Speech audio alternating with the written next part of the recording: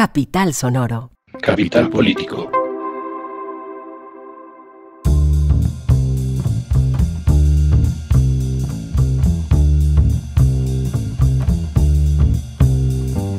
Capital Político es un podcast que semana tras semana, 2 veces a la semana, se ocupa de las noticias más importantes de Colombia, Bogotá y el mundo. Yo soy Santiago Rivas y tenemos 2 temas y 3 invitadas de lujo, que vamos a hablar primero sobre, o mejor dicho, vamos a reemplazar nuestro repaso por un mapeo y una semblanza de cada uno de los candidatos a la alcaldía de Bogotá. Después vamos a hacer un repaso de candidatas, qué es lo que está pasando en el resto de las elecciones, sea para el Consejo de Bogotá y de ahí en adelante ciudades importantes, gobernaciones, quién hay. Y vamos a terminar hablando sobre el robo de Ecopetrol, promesa que habíamos hecho en nuestro episodio pasado y que por supuesto les vamos a cumplir hoy, así que empecemos.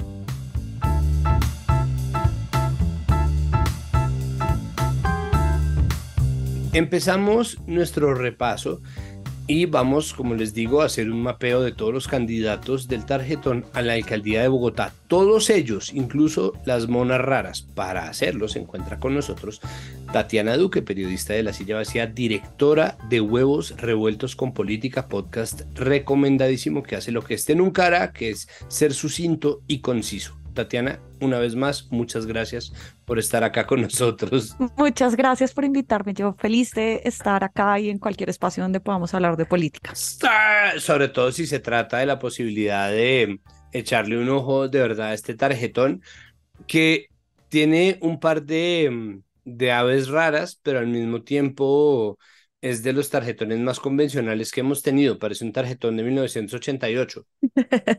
Sí, es un tarjetón de políticos no se puede decir para todos los gustos, porque digamos, sí hay unos políticos tradicionales, hay gente con muchísimo recorrido en la política nacional, y sí creo que es uno de los tarjetones en donde hay más figuras que han mojado mucha pantalla por mucho tiempo en la prensa durante este siglo, al menos.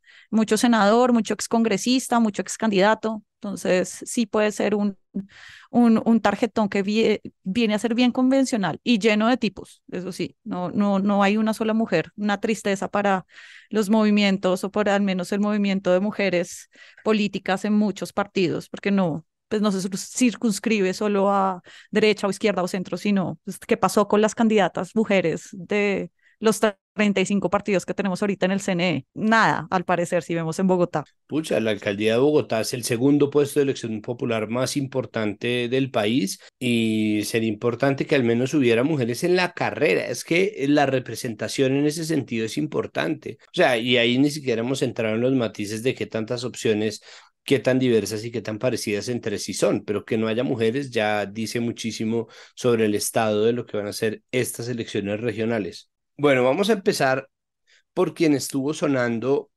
desde el puro comienzo, desde su renuncia al DANE, Juan Daniel Oviedo, que es el que más tiempo lleva siendo candidato.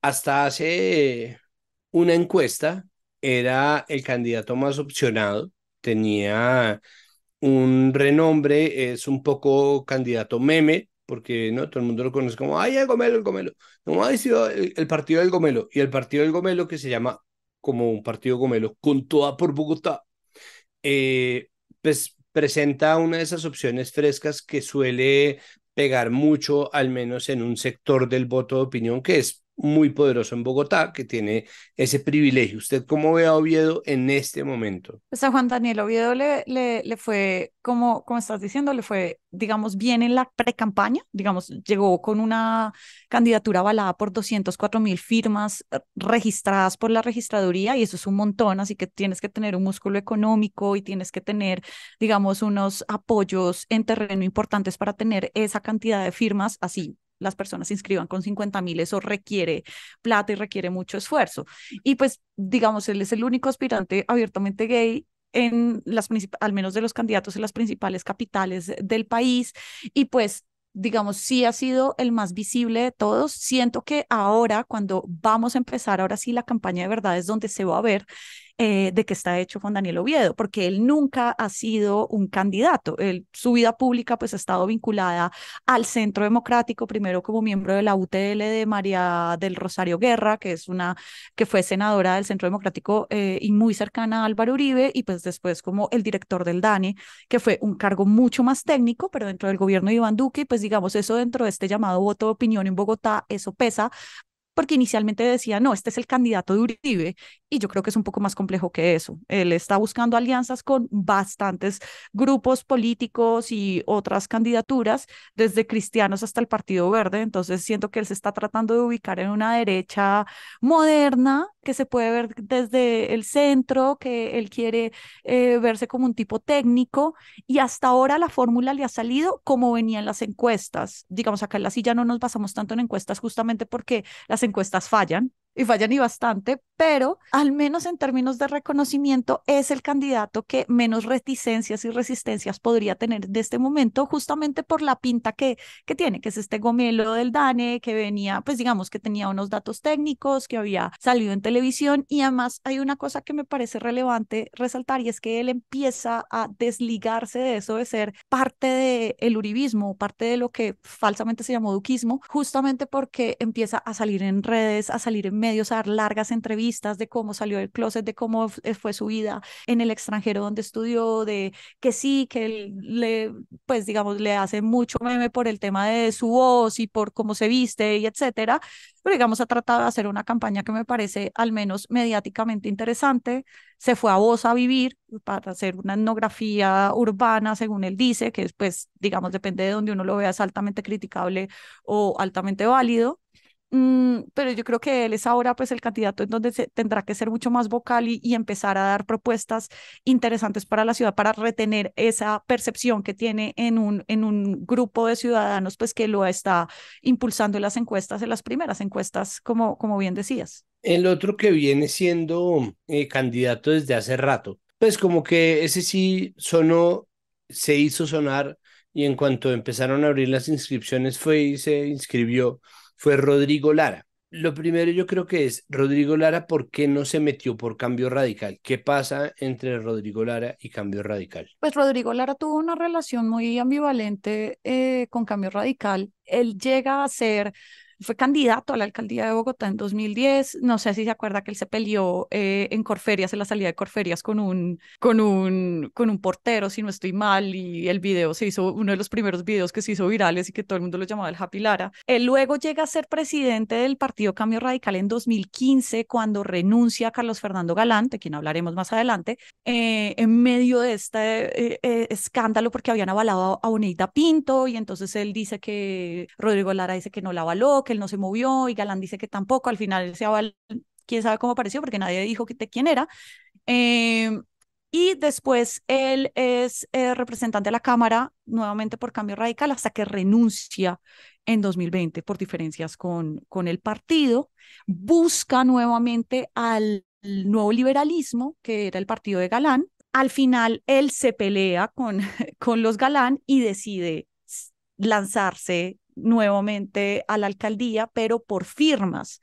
Él llega con más de 200.000 firmas por un movimiento que se llama, ojo, esto se llama Liderazgo Amplio de Renovación Avanzada, es decir, el movimiento Lara. ¿Quién no amó un buen acróstico? Digo, Rodrigo Lara es un personaje conocido en Bogotá, digamos, es alguien que dice conocer la ciudad, ha sido representante de la Cámara y ha sido senador con una alta votación, pues en la capital del país. Siento que, digamos, es como esta gente en medio de los partidos tradicionales que trata de pintarse como una persona independiente de los partidos, que está cansada de los partidos y entonces que empieza a buscar un movimiento nuevo. Yo siento que es una figura un poco desgastada y que de todas maneras no es alguien, según lo que nos han dicho y lo que hemos visto, digamos, en su trasegar político por el Congreso, no es una persona a la que se puedan llegar a acuerdos fácilmente. Vamos, él sale peleado de los partidos, de las reuniones, es una persona, digamos, es un político que puede ser difícil de leer básicamente porque pues tiene un temperamento un poco impredecible. el otro que arrancó con bastante más impulso de lo que yo me imaginé es pues este tercero en disputa por la derecha premolánica que es Carlos Fernando Galán, que viene por el neoliberalismo, que venía de ser de Cambio Radical, que venía en las elecciones pasadas en las elecciones a la alcaldía de Bogotá, en las cuales perdió con Claudia López, con el aval mm, o con un 50% del aval de Enrique Peñalosa. ¿Ahora qué? ¿Qué le espera a esto? ¿Sí reunirá igual entusiasmo para una segunda elección? Carlos Fernando Galán hace más o menos unos 2 meses era el candidato a vencer, justamente porque había quedado de segundos y él había superado el millón de votos. Él, en 2019, frente a Claudia López, la diferencia fueron 80.000 votos. Entonces, digamos, tenía un potencial electoral enorme. Él, por estatuto de oposición, llega al Consejo y renuncia para lanzarse al nuevo liberalismo, justamente porque ahí digamos, ahí el Consejo de Estado y el CNE les devolvieron la personería jurídica al partido y pues se pegaron una quemada enorme y solamente tienen una cámara que es la de Julia Miranda en Bogotá. Sin embargo, yo siento que yo no descartaría y no daría en saco roto que Carlos Fernando Galán es una figura muy conocida en la capital, en parte, obviamente, por su papá, y por el apellido Galán, que en Bogotá sigue jalando votos y sigue teniendo, pues, digamos, una presencia importante en el imaginario de muchas personas que siguen votando en Bogotá, que hace 30 años le votaron al papá de Carlos Fernando. Además, digamos, tiene una imagen que puede ser fácilmente reconocida entre otros votantes que hace 30 años no votaban, y que obviamente con este partido, el nuevo liberalismo, pues es un partido que fácilmente puede aplicar a la nostalgia, fácilmente puede ser un partido que se puede mostrar como moderno, como diverso, como amplio, como no sé qué, bla, bla, bla, porque es un partido de los galán. Y yo por esas razones no descartaría que sea el candidato, uno de los candidatos a vencer, porque, digamos, las apuestas sí que se hacen, digamos, entre el marketing político, entre los corrillos políticos, ya se sabía que él se iba a lanzar y lo que estaba haciendo era preparar su campaña para lanzarse solo y ser el que recoja las alianzas. Eh, y pues digamos, falta ver qué tanta fuerza puede seguir teniendo, porque una cosa es lo que hablamos ahorita y otra en 2 meses. Y cualquier cosa puede hacer desinflar una candidatura. Creo que ahí sí existe cierta sensación de diluimiento del nombre Galán, pero al mismo tiempo, no, pues yo solamente puedo pensar en la eterna candidatura de Antonio Galán, hermano de Luis Carlos Galán, a la alcaldía de Bogotá y nunca lo logró. Sin embargo, obviamente los tiempos son muy distintos y este Galán pues ha tenido ya votaciones notables. No lo sé, no lo sé. Pues sí, es decir, a mí me sorprendió muchísimo la entrada. No, mira que a mí no me sorprendió básicamente porque era una candidatura que ya, o sea, en todo corrillo político se sabía y además porque es un candidato que viene con una idea muy clara de lo que quiere de la ciudad. Digamos, él tenía una idea muy clara y de hecho era una idea, no voy a decir que completamente similar, pero sí venía en las mismas líneas de lo de Claudia López y y esas fueron básicamente las dos votaciones más altas de la capital hace 4 años. Entonces, digamos, hay un capital político que puede recoger, pero es un capital político que ya pasó por elecciones de 2022 y que no le fue nada bien. Entonces, yo no diría que entonces para qué hagamos elecciones y ya va a ganar Galán, no creo, pero sí creo que es el candidato es el candidato que sí tiene al menos la mayor estructura armada para hacer una campaña que pueda ser relativamente fuerte, o sea, la campaña a la que se le quieran unir otros candidatos. La pelea va a ser quién se va a unir primero, porque pues son 9 tipos, hay mucho ego y pues digamos, no va a ir a sentarse a hablar con Lara sí, porque pues ya venían peleados, por ejemplo. Hablemos de el candidato de izquierda, Jorge Enrique Robledo, porque pese a que en este momento entra con un partido que hizo mezclándose con el movimiento Compromiso Ciudadano de Sergio Fajardo, Dignidad, pues solía ser ni más ni menos que el MOIR, Movimiento Obrero Izquierdista Revolucionario. Y Robledo entra en un punto de su carrera política que es muy extraño. Robledo es el político con más recorrido de los candidatos, pues además es el político más adulto. Él duró 20 años en el Congreso, siempre en la izquierda, como decías, en el polo democrático, pelea con Gustavo Petro, tiene muchas diferencias con Petro, bastantes, y ya es hasta 2017 que él empieza a distanciarse del polo, apoya a Sergio Fajardo y desde 2018, pues digamos, está en esta coalición de centro que no le fue bien en 2018, ni qué decir en 2022 y que, digamos, se vuelve dignidad y compromiso.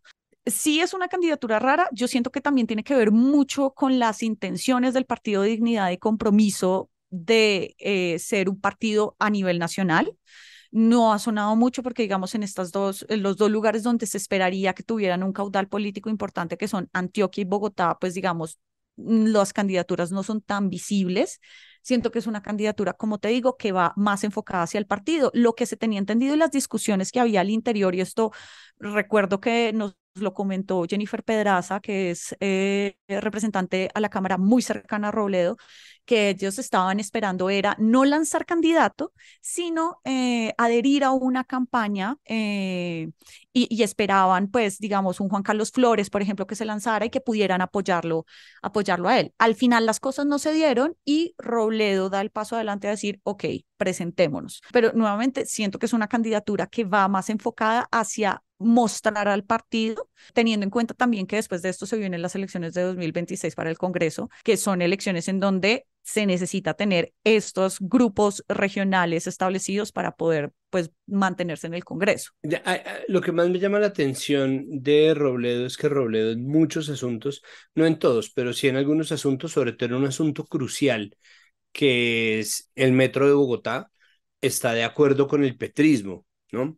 Y en otra, pues que es tal vez no de táctica o estrategia, sino más como de diseño macro, pues está de acuerdo en general en las empresas públicas, ¿no? En privilegiar el sector público, en redistribuir el ingreso, ¿no?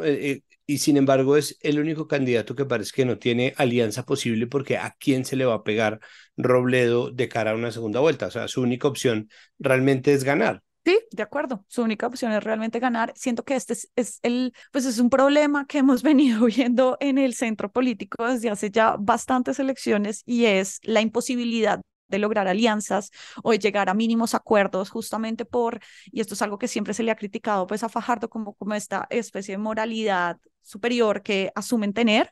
Y eso pues no son palabras mías, sino lo que leen los demás que han tratado de hacer alianzas con ellos. Entonces, creo que hay una sin salida que puede ser difícil de tener en este momento, pero nuevamente es que esto se puede cantar muy fácil. Y no sería extraño que se buscaran alianzas justamente para evitar que llegue otro candidato que no se quiere, ¿sí? Entonces que se unan todos de cierto sector para evitar que llegue otro, podría suceder. Y pues digamos, Robledo por algo estuvo 20 años en el Congreso y era porque tenía los votos. Muchos votos en Bogotá, muchos votos en Caldas, pero sobre todo aquí en la capital. La siguiente candidatura entonces ya no sería la de izquierda, sino la de la izquierda, que es Gustavo Bolívar, que entra tras una pelotera larga de peleas por las listas cerradas o abiertas, peleas por las democracias internas de los partidos y la democracia interna del pacto histórico, que es una coalición de partidos que no logran no concretar una estrategia política bien y sin embargo es un tipo que tiene ya de plano los votos del petrismo en Bogotá, que pues, es muy fuerte, o sea, sigue siendo muy fuerte. ¿Será que Gustavo Bolívar tiene con que llegar a una segunda vuelta y pelearla? Yo creo que Gustavo Bolívar está apuntando, y no lo creo, digamos, eso es lo que nos dio la reportería, es que Gustavo Bolívar está apuntando a ganar en primera vuelta, lo cual es un imposible político en este momento, pero pues uno nunca sabe.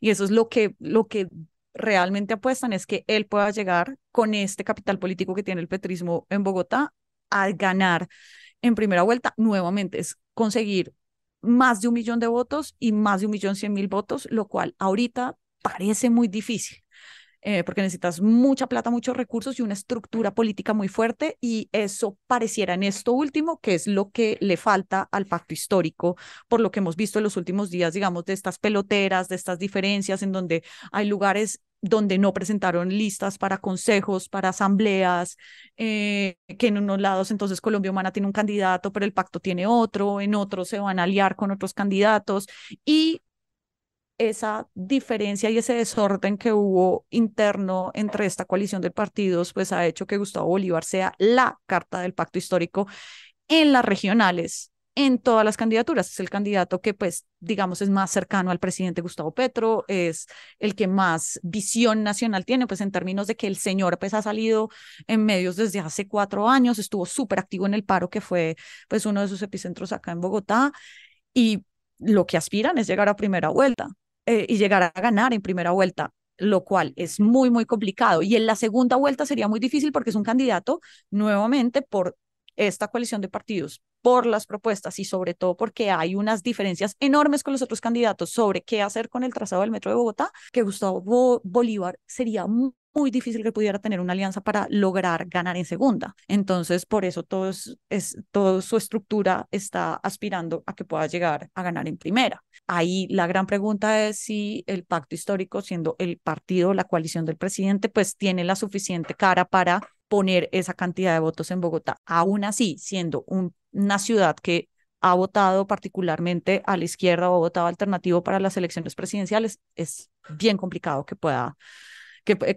al menos tener esa cantidad de votos en primera vuelta. Bogotá sí ha votado a la izquierda y pues un poco también como una reacción al fenómeno del uribismo, pues que en ese momento estaba campeando, le puso la talanquera de Lucho Garzón, después por la buena alcaldía de Lucho Garzón terminó eligiendo a Samuel Moreno, pero digo, a nosotros nos han metido mucho embuchado y la izquierda no ganó las elecciones pasadas, ni siquiera quedó de segundo. Es decir, Holman Morris perdió por bastantes votos contra Claudia López y Carlos Fernando Galán y recibió poco apoyo por parte de un sector muy marcado de la izquierda que conformaba en gran parte del polo democrático alternativo. Entonces, quién sabe si le dé, porque hay muchos sectores que resistieron a Holman Morris que están resistiendo también esta cosa tan estructuralmente petrista o tan institucional petrista que representa Bolívar. Me acuerdo ya además, bueno, él ha moderado su discurso durante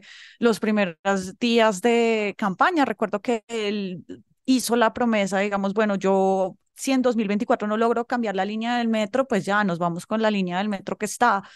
Pero digamos, sí, también ha tenido pues, choques como con el otro candidato, el general retirado Vargas, digamos, un candidato que le apuesta obviamente a una emocionalidad del votante y una emocionalidad polarizante, también porque las emociones son polarizantes, entonces, digamos, es una apuesta arriesgada, audaz, si les sale, no sé qué tanto les vaya a salir, al menos de ganar en primera vuelta. Si ya es para, si él pasa a segunda, por ejemplo, sí, pues obviamente pues veríamos una adhesión de candidaturas al otro cualquiera que sea el otro candidato para pues obviamente derrotar a Bolívar y se inventen otra vez el espectro de no, miren, castrochavismo en Bogotá, bla, bla, bla, que se lo escucha a Peñalos hace 10 años, pero pues digamos, uno puede ver, la política es muy cíclica en esas cosas y digamos, un escenario así no sería descabellado. Vámonos entonces a la derecha dura. Por cambio radical, finalmente se lanza el general retirado Jorge Luis Vargas.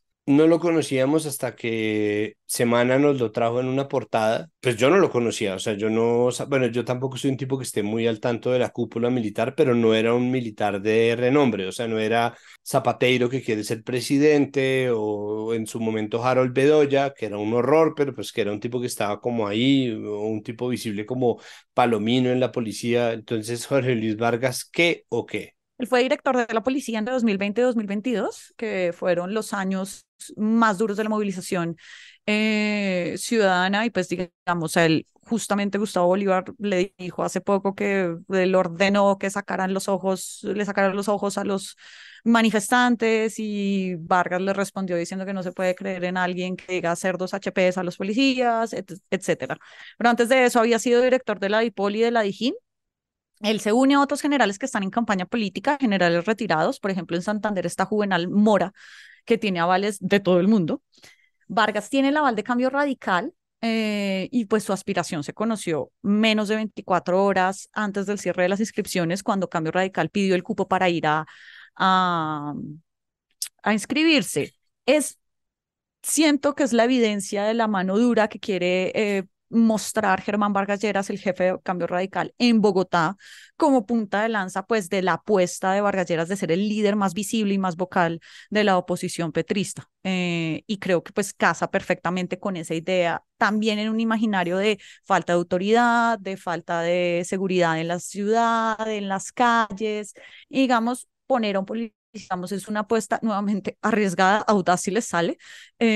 Cambio Radical pues tiene unas estructuras fuertes en Bogotá, unas estructuras políticas fuertes en la capital, pero digamos, pues hay otro pedazo que además de estructura también es opinión, es también visibilidad, cercanía, y no sé qué tanto pues un general de la policía pueda tener ese pedazo de carisma que falta. Pero nuevamente yo lo veo como una apuesta mucho más amplia de Germán Vargas Lleras en su proyecto de ser pues, la cabeza de la oposición ante una oposición, digamos, uribista, que ha sido mucho más pandita o invisible, o como se ha visto Álvaro Uribe pues, en estos últimos meses. Sí, eso es como una apuesta que se hace para no ganarla, ¿no? También esa es otra candidatura que parece que va a buscar hacerle peso a quien quiera que sea que se enfrente a la opción que parezca más de izquierda, porque es que de verdad en una segunda vuelta entre Juan Daniel Oviedo y Carlos Fernando Galán, pues va a ser muy difícil distinguir quién es, ¿no? Quién es o quién representa el ala más de izquierda, el ala más de derechas, pero por ejemplo en una confrontación Juan Daniel Oviedo, Gustavo Bolívar, o en una confrontación Galán, Gustavo Bolívar, pues obviamente va a ser claro a quiénes van a escoger. Entonces, pues no es algo que haga Vargas Lleras por Bogotá o para Bogotá, sino lo hace Tom Bogotá. Ja, ja, ja. No, mentira. Es una cosa que Vargas Lleras termina haciendo para mantener una pata metida ahí, pero la verdad es que hace rato no le funciona. O sea, desde Peñalosa 2 no le funciona tanto eh, parte de esa maquinaria. Sí, es una apuesta que va mucho más allá de lo que ocurre en octubre y noviembre. Y que, digamos, configura ya en personas, en candidatos, en candidatas, pues, digamos, este discurso que ha venido haciendo Cambio Radical y Germán Vargas Lleras, pues, públicamente en sus reuniones, en las columnas en El Tiempo, y también lo que está ocurriendo con la bancada de Cambio Radical en el Congreso, que ya es, pues, digamos, abiertamente de oposición. Entonces, digamos, es una apuesta que va mucho más allá de lo que vamos a ver en estos meses. El otro que está desde la ultraderecha es Diego Molano, exministro de Defensa, que compartió estar exactamente de ese lado de la historia con el general Vargas, porque pues fue el ministro de Defensa cuando cuando fue el paro de 2021. ¿Qué se puede esperar de Molano? Es decir, el desempeño de Uribe Turbay, que en ese momento ni siquiera era tan uribista, sino era de la cuerda de Peñalosa, pues que hay que ser justos, no es un tipo tan uribista. Puede ser uribista, ¿no? Puede aliarse con Uribe, pero él es ante todo peñalosista. Pues en cambio Uribe Turbay ya está del lado del Centro Democrático. ¿Será que entonces Molano quiere ese grupo votante? ¿Será que existe alianza posible que no ha sido, que no se ha visto entre Cambio Radical y el Centro Democrático? ¿Será que este es por fin el punto en el que terminan uniéndose los dos partidos de la oposición, como que se portan como si fueran las dos barras bravas de Millonarios, ¿no? Como la Blue Rain y los comandos. Diego Molano, pues digamos, él no va por el uribismo esta vez, sorprendente, va por Salvación Nacional, ya había sido concejal, fue ministro de Defensa, y este sí es el candidato pues que ha hecho el discurso uribista. Una alianza entre los dos, pues digamos, no la veo lejana, digamos, digamos, cercanías ideológicas, es una alianza posible. Ahora, quién sabe si es una alianza por abajo, ¿sí me entiendes? Porque, pues, digamos, esto se mide con votos y pareciera, digamos, que no arrancan con la fuerza suficiente. Nuevamente, el Centro Democrático, digamos, acá en Bogotá no es que tenga una estructura, pues, amplísima o millones de votos, pero sí, nuevamente, hay un discurso de inseguridad, hay una sensación de inseguridad, de atracos, de robos, de sicariato, que, digamos, ayudan a cierto tipo de votantes a buscar un candidato o unas candidaturas en este sentido. Lo que pasa es que sí siento que Diego Molano pues es un talante diferente al que puede ser un general, pues digamos Diego Molano fue el ministro de Defensa de Iván Duque, era un ministro de Defensa que no había tenido pues digamos una carrera militar o cercana a los militares más allá de nacer en el hospital militar, palabras de Iván Duque en ese momento, Sí, exacto. SIC. palabras de Iván Duque, no nuestras. Entonces, hay otra cosa que sí, esto sí no se les puede negar, y es conocimiento de la ciudad, que eso sí menos las personas que van a estar involucradas en los debates o que van a haber debates, pues pueden tener en cuenta al momento de definir su voto, que, digamos, Molano, un Carlos Fernando Galán, incluso un Robledo, un Lara, pues ellos tienen un conocimiento pues muy a profundidad o al menos técnico de la capital, porque pues ya han hecho política acá. Entonces, digamos, toca ver qué tanto pueden arañar, qué tanto se pueden mostrar como candidatos donde tienen una capacidad de votantes interesante para hacer alianzas para segunda vuelta. A esto nos deja de cara a las dos monas raras del álbum, a quienes usted conocía y yo no. El primero es Rafael Alfonso Quintero Mora, del Movimiento Alianza Democrática, ADA. ¿Quién es? ¿A quién le ganó Rafael Alfonso Quintero Mora? No, no sé puntualmente a quién le ganó, pero pues se ganó un aval de los 35 avales que puede dar el Consejo, los partidos avalados por el Consejo Nacional Electoral en esta feria de avales. El partido ADA o el movimiento ADA, que ahora tiene personería jurídica, es un partido que nació en las elecciones de 2018 porque tienen una curul en un consejo comunitario, que son las curules afro. Ese partido ADA peleó con el candidato, pues el congresista que ganó en ese momento, que era un bayuno muy cercano pues al uribismo bayuno de Susana Correa, y se quedaron con la personería jurídica y ahora su director es Paulino Riascos, que es el jefe de este consejo comunitario, el representante legal es la palabra, básicamente esa es la figura, y pues le dieron este aval a Rafael Alfonso Quintero, desconocidísimo, al menos en el panorama mediático de la ciudad. Él fue alcalde local de Rafael Uribe y San Cristóbal en los 80s, diputado en los 80s también, concejal en los 90s y trató de llegar al Senado en 2010 por el partido de la U. Cuando hay tanta cantidad de miles de candidatos en el país, aparecen este tipo de personajes, pues son personas que quieren hacer el ejercicio y es la forma más honesta que tendría de decirlo sin demeritar de la persona, porque pues no le hemos escuchado una sola palabra, o sea, apareció su nombre en el tarjetón o al menos en la lista de candidatos, y creo que son candidatos a los que ni siquiera,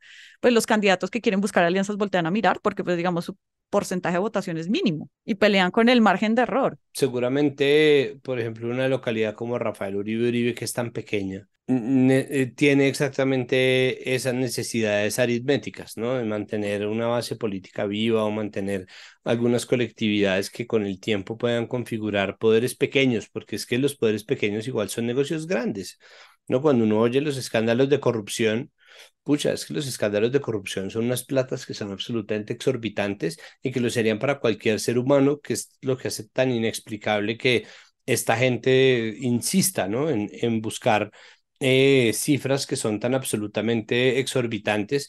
Pero pues digo, yo no estoy acusando de nada al candidato, simplemente digo, pues uno puede conseguir un buen nicho de negocio si tiene una base votante muy pequeña. Uno con el 0,1 o con el 1% de los votantes de Bogotá tiene un montón de cosas para hacer que puede no estar haciendo incidencia en unas elecciones para la alcaldía mayor, pero sí para muchas otras cosas comunitarias, como hacen muchos otros líderes pequeños. Le hace Venus Albeiro, ¿no? No tiene como unas concejalías que está ahí, Memel Rojas, o sea, hay un poco de gente que está haciendo pues ese tipo de movimientos y que tienen un puesto y una ecuación predeterminada. Mm, pasemos por último, a Nicolás Ramos Barbosa, a quienes ustedes, querida audiencia, seguramente han visto con una máscara que le tapa la mitad de la cara. Y yo sé, yo pienso exactamente lo mismo, pero bueno, el caso es que Nicolás Ramos viene del movimiento Más Acciones, Menos Rostros, GSC.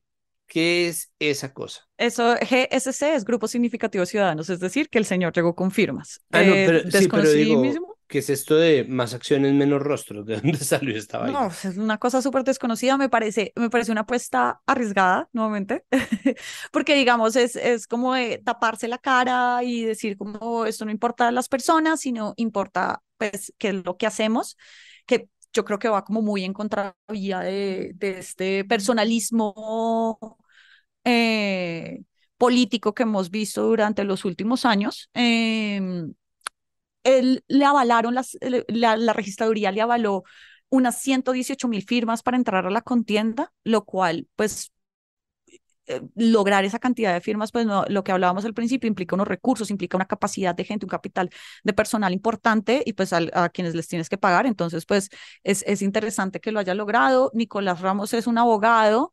y está por ahí moviéndose en redes con esta máscara como blanca con morado. En un tarjetón que vamos a sacar en las próximas horas en la silla para que empiecen a conocer a los candidatos a profundidad, hay una serie de preguntas y de él me llamó la atención porque no lo conocía, pues que hay una pregunta de 1 a 10, ¿cuánto le gusta a Bukele? Y él dijo que 10. Y si apoyaba la regulación de marihuana de uso adulto y dijo que sí. Raro, no sabría uno leerlo, pero pues digamos, nuevamente es este tipo de personas que tratan de buscar un espacio político, tal vez, pues digamos, de una forma a contracorriente, digamos, con grupos significativos de ciudadanos, digamos, no siendo tan visible el candidato, sino como el movimiento, pues son, digamos, apuestas interesantes, pero nuevamente, digamos, esto es pelear el descenso. Sí, es raro porque de todas maneras, pues implica una cantidad de recursos públicos. También uno dice, pucha, pero ¿para qué te lanzas? Pero también uno dice, bueno, si la gente no se lanza, entonces la gente no quiere entrar a hacer política. Entonces, pues, por un lado, por otro, pues ahí están. Bueno, pues Tatiana, miren, muchísimas gracias. Dejamos listo el tarjetón. Muchísimas gracias. Estaremos pendientes del capítulo de huevos en el que hablen de Nicolás Ramos y de Rafael Alfonso Quintero, porque yo sí quiero saber más sobre ellos, al menos para saber, pues, de qué va la cosa. No sea, Bueno, esté por ahora ya ahí. quedé completamente amarrada a hacerlo, pero sí, no, tenemos bastante preparado por delante, entonces seguramente entrarán en la cocina Es política. que quienes no encontramos candidato, estamos buscando candidato. Entonces va uno a saber si por allá por los lados del hada. Muchísimas gracias de verdad por este repaso paciente que acabamos de hacer juntos. Muchas gracias. No, muchas gracias a ustedes. ¡Hey tú! Sí, papá, mamá.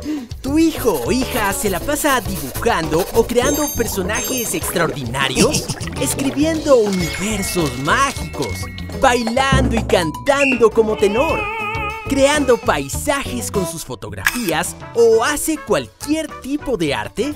Invítalo a listar sus obras y compartir su arte en Eureka.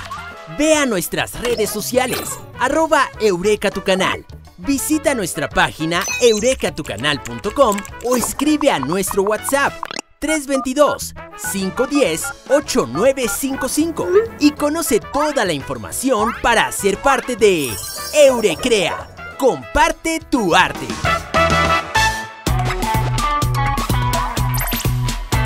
Ya que venimos de hablar de candidatos, nuestro segundo segmento en Capital Político corresponde a hablar de candidatas, porque en Bogotá puede no haberlas, pero casi las hay. Encontramos algunas candidaturas significativas de mujeres en elecciones para otras ciudades grandes, para ciudades intermedias, para, por supuesto, el Consejo de Bogotá y otros consejos municipales, para asambleas, gobernaciones, y nosotros pues queremos ver cómo está la participación de las mujeres porque es un tema que nos interesa en este podcast y por eso precisamente desde las elecciones del año pasado venimos haciendo un enclave, una especie de alianza con Artemisas y por eso se encuentra con nosotros Valentina Enciso, coordinadora de acción política de la organización Artemisas. Valentina, muchísimas gracias por estar en Capital Político una vez más. Hola Santiago y a la audiencia, muchas gracias por la invitación nuevamente. Ya hice esta introducción larga, quisiera saber qué pasó en Bogotá, por qué no tenemos candidatas mujeres si tenemos tantas o tantos liderazgos de mujeres al interior de las colectividades políticas de la ciudad. Bueno, en Bogotá empezaron tan pronto el 2023. Escuchamos candidaturas, por ejemplo, dos fuertes, una, por ejemplo, de la Alianza Verde, como lo es Mafe Rojas, que es concejala, que también fue presidenta de la corporación del Consejo de Bogotá, y también escuchamos, por ejemplo, a Heidi Sánchez, que es concejala también de la UP en este momento, que ha sido un liderazgo bastante notable en la ciudad, que ha hecho contrapeso también al gobierno local, pero también ha dado debates con perspectiva de género muy interesantes al interior de esta corporación. Y cuando empieza a sonar el 2023 y empieza a resonar esta idea de que las mujeres podemos llegar a, a este espacio tan importante de toma de decisión como lo es la alcaldía, nos damos cuenta que hay un silencio y como de alguna manera una ola que hace que las mujeres empiecen a desincentivar pues querer participar en política, ¿no? Y es también como el estigma que hay frente a los liderazgos de mujeres debido al liderazgo de una mujer que acaba de pasar por la alcaldía. Y, por ejemplo, uno de los grandes argumentos que se ha escuchado es: no vamos a votar por una mujer porque ya tenemos a una y miren cómo nos dejó a Bogotá, y creemos que allí, por ejemplo, hay una gran desventaja y también una gran mentira, ¿no? Y es que entonces por el liderazgo de una mujer se define el liderazgo del resto de las mujeres que quieren aspirar a estos cargos de toma de decisión, y creo que allí, por ejemplo, hay una variable muy importante frente a cómo nos están midiendo como los liderazgos de las mujeres. Esto en cuanto a las alcaldías, ¿no? Y también cuando hablamos, por ejemplo, de lo programático de los señores que están en este momento como candidatos a la alcaldía, también vemos que, por ejemplo, no hay un horizonte muy claro sobre cómo nos vemos las mujeres en estos ejes programáticos que han ya incursionado y que algunos ya están públicos. Entonces, creemos que ahí es muy importante sentarnos a hablar como Bogotá, y es dónde está el lugar de las mujeres en estos espacios de decisión. Yo creo que también vale la pena, por ejemplo, preguntarnos por qué si el año pasado para elecciones, por ejemplo, de Congreso de la República, hubo un gran número de mujeres que se inscribieron y que por primera vez alcanzamos a cumplir una ley de cuotas en una corporación pública como lo es el Congreso, que logramos tener el 30%, y acá a 2023 pues ya no vemos casi mujeres inscritas, ya no vemos casi mujeres que estén aspirando a altos cargos de toma de decisión, por ejemplo, como lo son las alcaldías. Creemos, y ya varios informes han sacado, de que las mujeres en efecto bajaron, por ejemplo, su participación en estas elecciones. Entonces yo creo que eso es una alerta que tenemos que ponerle el foco para saber qué está pasando al interior de los partidos políticos para impulsar justamente estas candidaturas. Teniendo en cuenta este bajón, teniendo en cuenta lo que representa no tener ni siquiera mujeres en disputa en el tarjetón por Bogotá, ¿qué liderazgos femeninos resaltan en las distintas carreras electorales de otras ciudades, ciudades grandes, intermedias, consejos, para el Consejo de Bogotá, para las gobernaciones? Bueno, yo creo que antes de pasar a los liderazgos de las mujeres, hay que tener un repaso, por ejemplo, de cómo están las mujeres en este momento representando en estos espacios de toma de decisión. Entonces, por ejemplo, cuando hablamos de gobernaciones, en este momento solo tenemos 3 gobernadoras de 32 gobernadores electos en su totalidad en el país. Y eso, por ejemplo, es uno de los cargos a los que las mujeres casi no tienden a postularse, y es a ser gobernadoras. Y las mujeres que logran ser gobernadoras, pues son las que hacen parte como de una clase política histórica que de alguna manera se enmarca en los clanes, pero esa es la única representación, por ejemplo, que hemos logrado ver en este espacio de gobernación. Luego, cuando hablamos de las alcaldías, Colombia tiene aproximadamente 1.123 municipios, y en este momento solo 132 tienen alcaldesas. Eso también nos dice mucho, y es porque las mujeres nos están postulando a estos cargos de las alcaldías, que las desincentiva para poder de alguna manera llegar a un cargo que les permite ejecutar. Lo tercero es que, por ejemplo, de las asambleas departamentales, que de alguna manera complementan la labor de la gobernación, se eligen aproximadamente 418 diputados y diputadas, y en este momento solo tenemos 73 mujeres, que equivale al 17,5%. Por ejemplo, de las alcaldías son solo el 12% de mujeres que la están ocupando, en gobernación el 9%. Y cuando hablamos de los consejos, que por ejemplo hay una disputa en este momento muy grande frente a la conformación de listas de estos consejos, solo tenemos 2.157 mujeres ocupando curul en los consejos, que esto equivale al 17,9% de mujeres que están en esta corporación pública. Ahí entonces nos preguntamos de los liderazgos que están muy fuertes en este momento, y por ejemplo vemos un regreso de liderazgos como lo es Dilian Francisca Toro, que pasa de ser presidenta de un partido como lo es el partido de la U, que ella está aspirando, por ejemplo, en el Valle del Cauca para ser gobernadora y que seguramente tiene todas las posibilidades para ocupar este espacio, ¿no? Luego hablamos de otro liderazgo como lo es Milena San Juan, que va a ser la candidata, por ejemplo, a un departamento como lo es el Cesar, que por supuesto se mueve un clan muy importante allí, que son los Gineco, ¿no? Y ya cuando miramos como al plano territorial, digamos un poco más centrado en Bogotá, entonces tenemos, por ejemplo, a Heidi Sánchez como la cabeza de lista del pacto histórico. Allí vemos que, por ejemplo, los 10 primeras listas, o bueno, de candidatos por el pacto histórico, en su mayoría está conformado, por ejemplo, por mujeres, pero cuando empezamos a bajar, pues ya vemos más a hombres y, por ejemplo, representaciones muy importantes como lo es la representación indígena, vemos que quizás no logró alcanzar en esta conformación de lista escaños importantes que les permita como de alguna manera entrar en esta cifra repartidora.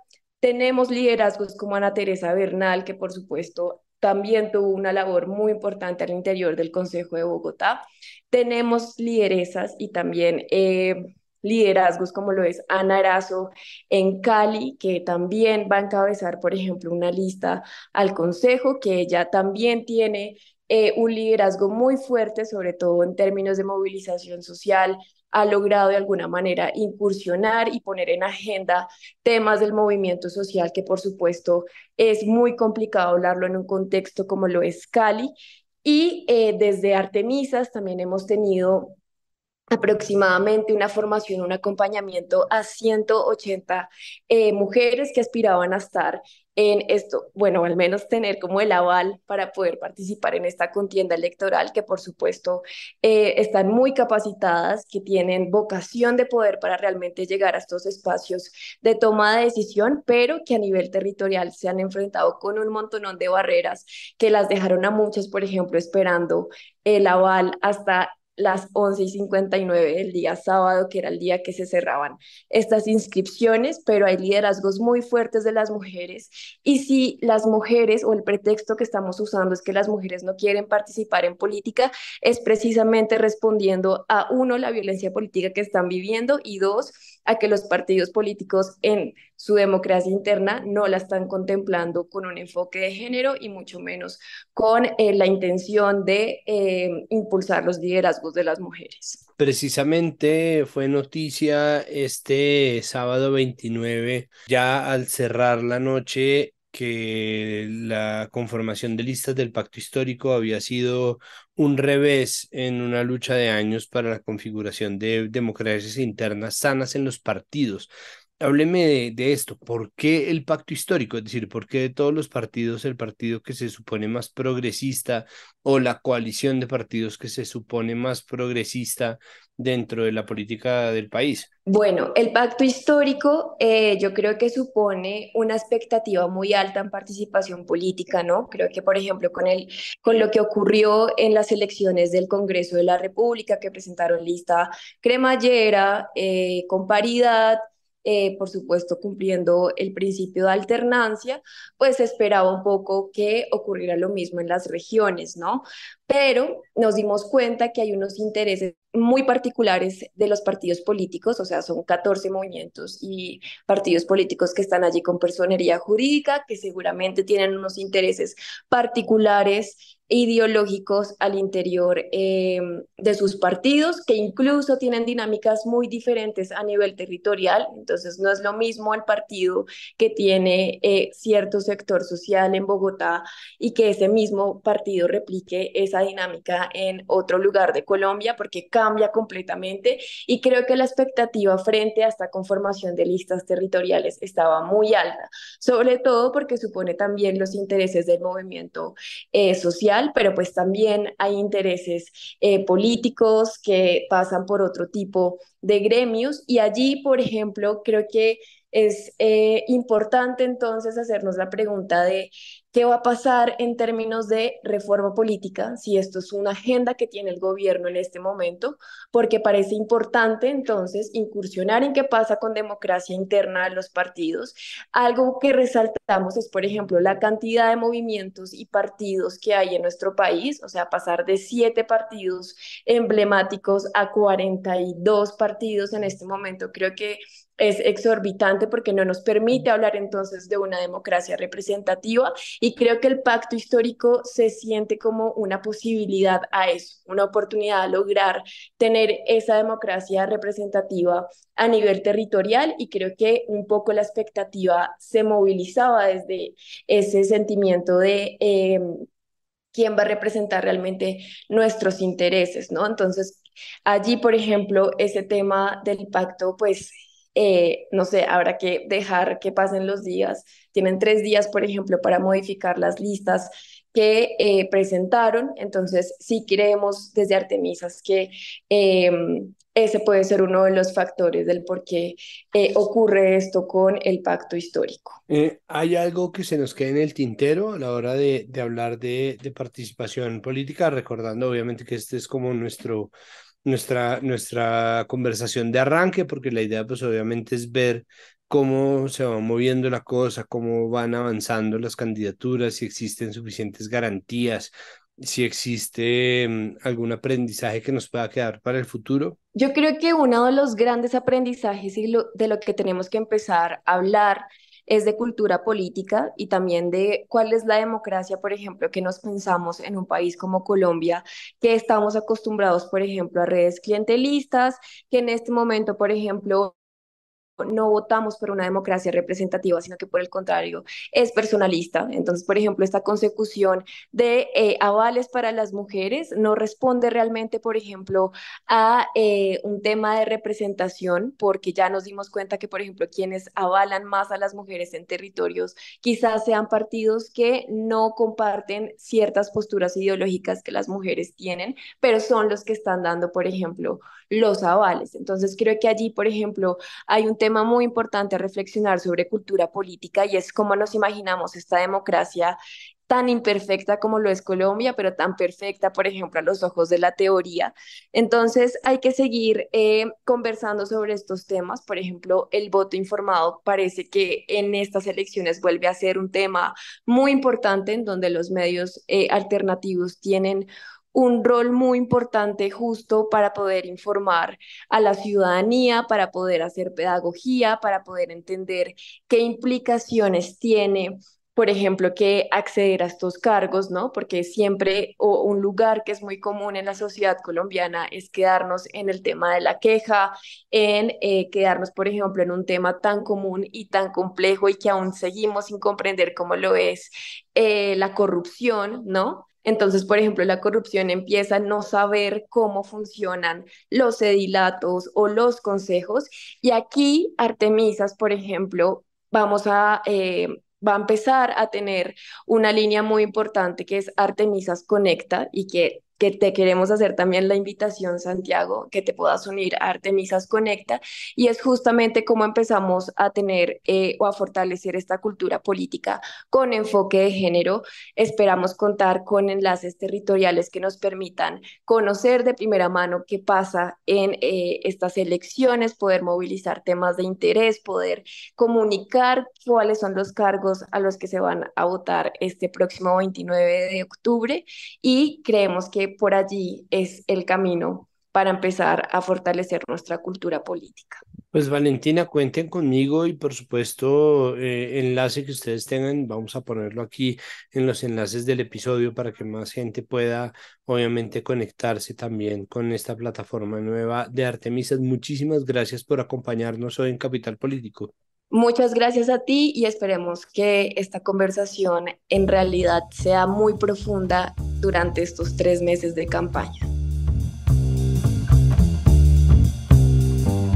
Terminamos este episodio de Capital Político hablando sobre el robo a Ecopetrol. Este es un escándalo y les voy a dar mi percepción, ha sido por supuesto cubierto, pero me parece que como todo lo que está ocurriendo en las noticias colombianas está cruzado por las guerras de opinión Se trata de un escándalo que pone en jaque esas necesidades de ciertos espacios o de ciertos actores del espectro por posicionar precisamente una visión de las cosas en esas guerras de opinión.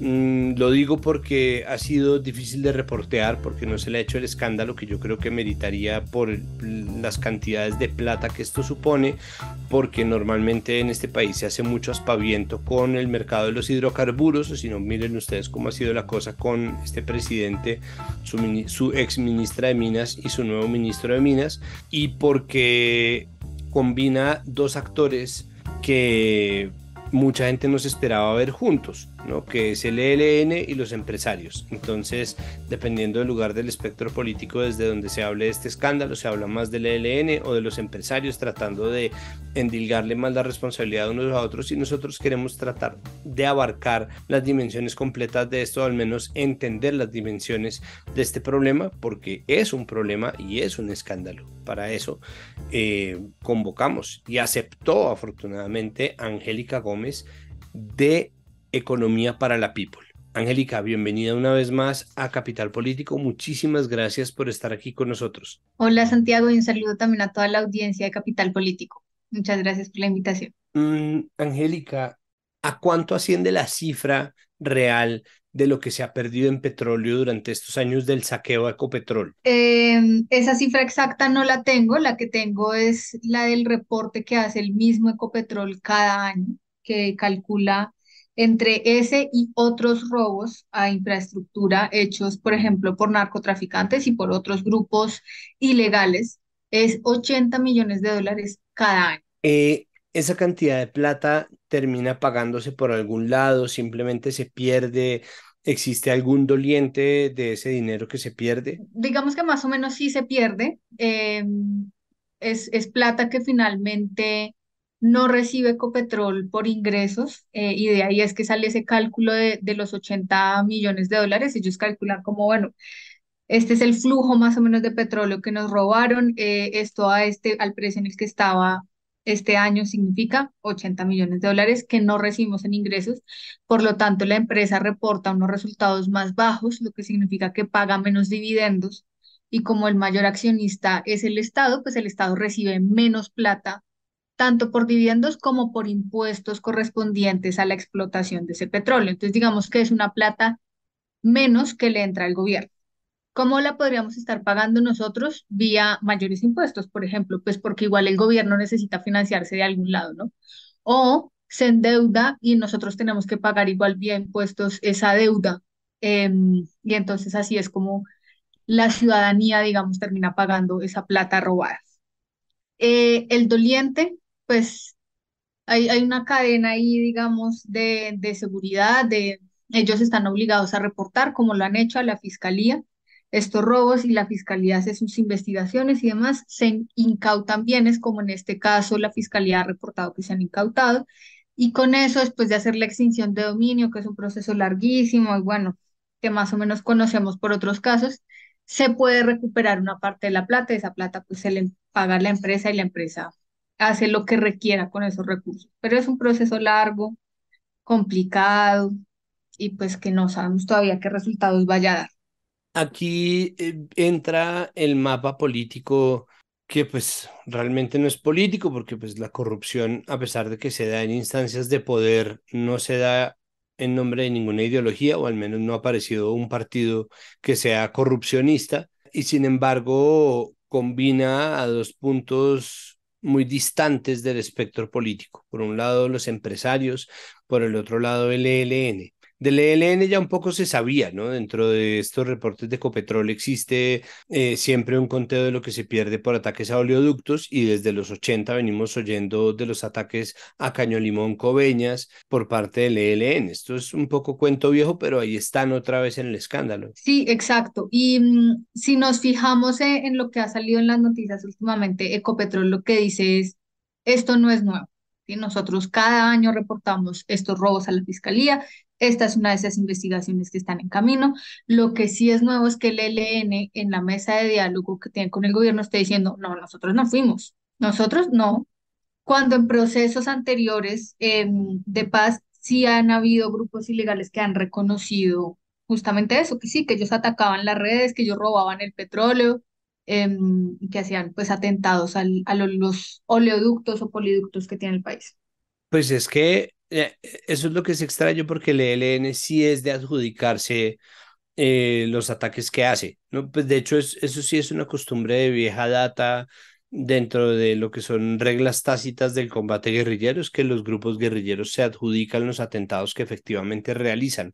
Muy pocas veces ha habido comunicados de grupos guerrilleros activos diciendo que no han hecho tal o cual cosa. Ya después cuando se unen a la vida civil es que empiezan a pedir como no, pero por favor no llamemos a esto esclavitud.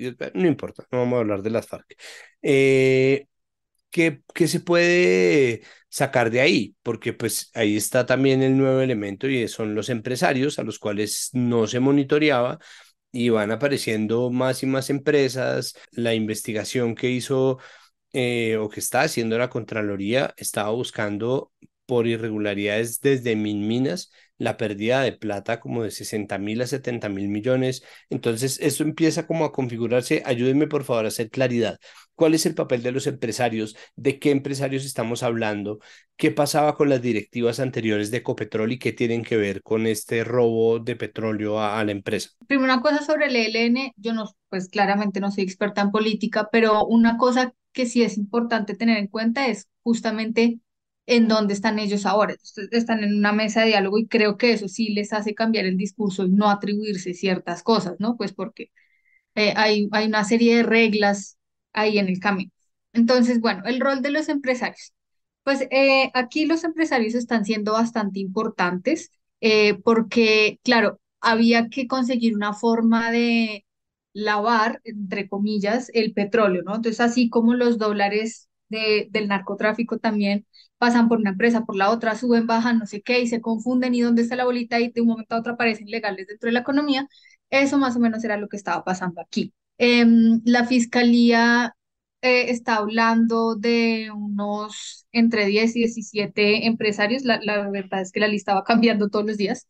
Hay unos que son de empresas en Colombia, otros en Panamá, otros incluso tienen una empresa en Barranquilla que es de una empresa de Ámsterdam que justamente importaba petróleo. Entonces, ¿qué es lo que estaba pasando o qué es lo que ha explicado la fiscalía? Hay una empresa en Panamá que vende aceites y otros derivados para reuso, digamos, parte de esta cadena de volver a utilizar las cosas, de aprovechar al máximo todos los derivados del petróleo. Esta empresa recibía con papeles falsos el petróleo que ya se había mezclado con petróleo venezolano y llegaba con papeles falsos, llegaba ya no sé qué, y ellos decían, vamos a exportarle a Colombia aceites. Y entonces llegaban en teoría los aceites a los puertos de Barranquilla y Cartagena. Y aquí hay una cosa importante y es, la Diana hace unas pruebas técnicas y dice, esto no puede ser aceite por las moléculas que contienen, pero igual parece que algunos de esos funcionarios se habrían hecho los de la vista gorda, y digo se habrían hecho pues porque esto es materia de investigación, todavía no sabemos si eso realmente fue así o no. Sí, exacto. Presuntamente se Presuntamente, hicieron. exacto. Y entonces el petróleo resultaba incluso dentro del mismo Ecopetrol. ¿Qué es lo que dice la empresa panameña? Que ellos jamás han hecho eso, que ellos son completamente legales, que ellos solo venden sus aceites y que por el costo que tiene transportar el petróleo, porque es más pesado y se necesitan unos barriles especiales y demás, sus cuentas demuestran que ellos no estaban haciendo esta actividad ilegal. El problema es que, pues, no sería la primera empresa que transporte cosas ilegales, ¿no? Y que niegue Y haberlo que niegue hecho, haberlo pues, o hecho. sea, sí es que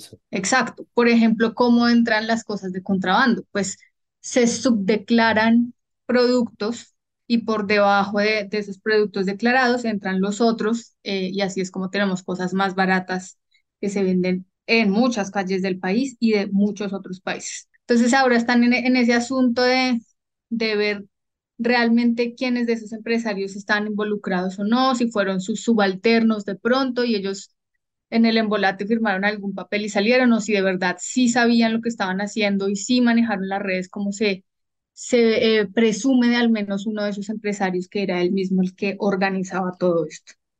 ¿Y las directivas qué? ¿Hay quién entra? Bayón, la gente está diciendo, pero es que es tan difícil confiar de nuevo en las guerras de la opinión, pero pues el nombre de Luis Guillermo Echeverry estaba ahí. ¿Quién es el responsable de esto desde lo institucional? Porque no puede ser simplemente que, ¿no?, fascinerosos entran y les sacan a sus espaldas un poco de barriles de crudo de sus oleoductos y nadie se enteró de nada. Esto es una cadena de mando, ¿no? Y entonces la responsabilidad a ese nivel es, apenas se enteran, apenas les notifican, decirle a las autoridades y poner la denuncia, como ha hecho la empresa durante todos estos años, como lo ha evidenciado la misma fiscalía y como lo dijo incluso Ricardo Roa en las entrevistas que dio en estos días. Él dijo, esto lleva décadas pasando, cada presidente de Ecopetrol ha hecho lo que ha correspondido y cada vez con ayuda de la tecnología se ha mejorado la forma de detectar estos robos, estas válvulas ilegales y pues de quitarlas del sistema, porque no es solo detectarla, denunciarla y dejarla ahí, pues también hay que quitarla, volver a poner ese pedazo de oleoducto y asegurarse en lo posible que esto no vuelva a pasar, pero pues cuando tú tienes gente que te bombardea todo el tiempo con, no sé qué usará, dinamita, pues es muy difícil mantener todo el tiempo la red como es, y por eso incluso ellos hablan ahora de unas moléculas especiales que le añaden al petróleo y que les permiten detectar, y además los sistemas son muy buenos ahora en los oleoductos. No sé si sabían esto, pero los oleoductos tienen unos sistemas que les permiten detectar si baja o si sube la cantidad de líquido que está fluyendo por ahí. Y entonces ellos detectan cualquier anormalidad y paran y dicen, aquí algo está pasando, vamos a investigar desde dónde está pasando y hacen el proceso. Pero si queremos buscar culpables dentro de la empresa, está complicado, ¿no? Por lo que es toda una cadena de mando y los altos lo que tenían que hacer era lo que hicieron, que fue denunciar. Sí, pues bueno, no, esperemos a ver esto en qué termina. Lastimosamente, la legitimidad y confianza institucionales están muy bajas en este país. Sin embargo, pues nada, hay que obviamente hacerle barra, que se resuelvan los problemas de la mejor manera posible. Angélica, muchísimas gracias. Y pues bueno, como siempre, muchas gracias por Economía para la People, que nos permite a nosotros, la Ignorant People in Economy, o no, estoy diciéndolo mal, pero igual, aprender sobre lo que está pasando realmente con economía, que es un tema tan complicado y tan huidizo. Pues Santiago, muchísimas gracias a usted, gracias por estar pendiente de Economía para la People y gracias a toda la audiencia de Capital Político por quedarse hasta este momento del episodio. Y hasta aquí este episodio de Capital Político. Recuerden que todo lo que hacemos en Capital Sonoro, que tiene no solamente este podcast, sino muchos otros, pueden ustedes encontrar el resto de contenidos si buscan Capital Sonoro en todas las plataformas en las cuales ustedes escuchen podcast. Recuerden que todo lo que se hace aquí en Capital Sonoro se hace gracias al trabajo arduo de nuestra productora María Alejandra Cuestas, de nuestro periodista, investigador Juan Pablo Conto y de nuestro editor Cian León Bernardo González. Recuerden también que tenemos un podcast noticioso que sale todos los días en la tarde. Ahora un podcast es uno de los muchos formatos en los cuales se difracta, se divide y se expande el sistema noticioso del sistema de comunicación pública Capital, que se llama Ahora, y ustedes pueden encontrar todos los contenidos, incluyendo por supuesto nuestro podcast, a donde sea que miren y en donde sea que se encuentren. Pueden suscribirse también al boletín de noticias diario que va a llegar a su correo electrónico. De la misma manera, recuerden que esto es comunicación pública, es decir, nosotros no necesitamos ningún tipo de suscripción o no necesitamos financiamiento de nadie. Muchas gracias por pensarlo. Lo que sí es, ya que la plata se la va a dar a un proyecto independiente que en realidad lo necesita, a nosotros lo que nos puede dar es un empujoncito con la difusión, ayudarnos a recomendarnos en sus chats familiares y de amigos, en sus redes sociales, pegar el enlace, y si la plataforma en la cual usted escucha Capital Político y cualquier otro podcast que nosotros tengamos tiene la posibilidad de calificar, por favor denos una calificación, ojalá buena, siempre y cuando le nazca. Muchísimas gracias por su audiencia y nos oímos en el próximo episodio al final de esta semana. Hasta luego. Capital Sonoro.